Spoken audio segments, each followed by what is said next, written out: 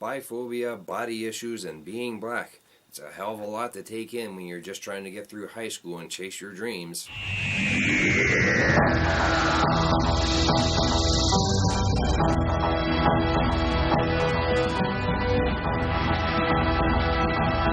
Hello everyone, I'm Triple J and welcome to Brain Food, where I tell you what's yummy and nutritious for your head. For today, I'm going to be discussing Not Otherwise Specified by Hannah Moskowitz, which is a story of a young black girl who's too afraid to chase her dreams because her dreams don't always often feature people that look like her. The themes of this story are much like the themes of stories of teenagers in high school, which is that you're trying to make your way in the world. You're trying to make your identity, like what do you like? Who do you like? And that can often be, even subconsciously, dictated by the people and the environment in which you live.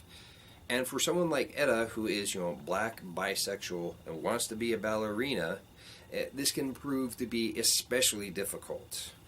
Add in the fact that she's just coming off of, recently dealing with an eating disorder, and life can really, really suck.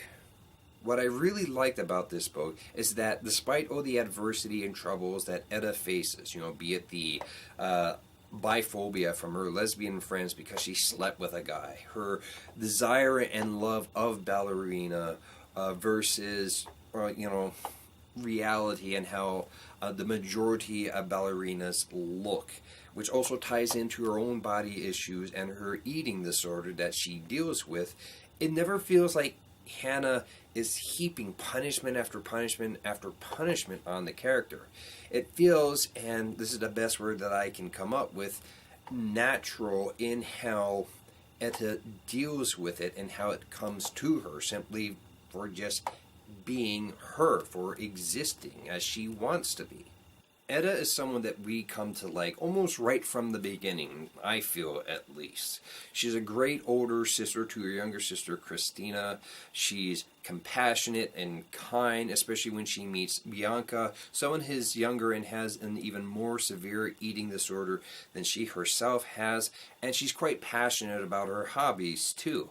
We want to see her succeed in this contest, which runs throughout the course of the book, which would get her into a prestigious dancing and talent school in New York City and get her out of Nebraska. Because, I think most of us that have grown up in small cities or small towns that are really focused on one or two things, it really sucks, and we look forward to the day that we get the hell out of there.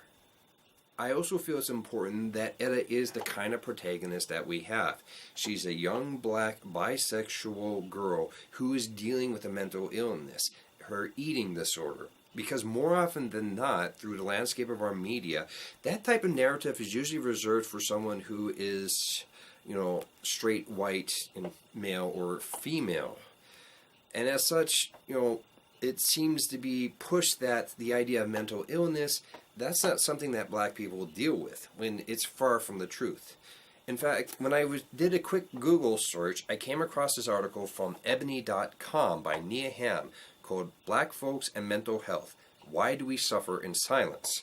And it was this paragraph in particular that really stood out to me when discussing why black people don't seek out more medical help. But there's also a cultural component at play. Dr. Taylor said healthcare providers can be insensitive to the cultural experiences of African Americans. There are some healthcare providers who assume that strife in black people or having a difficult time are what's to be expected, said Dr. Taylor. In some cases, they may normalize what may be a traumatic reaction. I also know that in my time looking across fandoms, there seems to be this two-dimensional white feminist idea of the perfect, strong female character. And more often than not, that is the black woman, who is single, strong, and sassy. And as such, is not plagued with such, for lack of a better term, weaknesses like mental illness. So for all those reasons and more that you'll see when you read the book, this book is a hearty recommendation. It's sweet, it's funny, the author doesn't heap angst upon the main character just for angst's sake, and it never comes off as pain porn.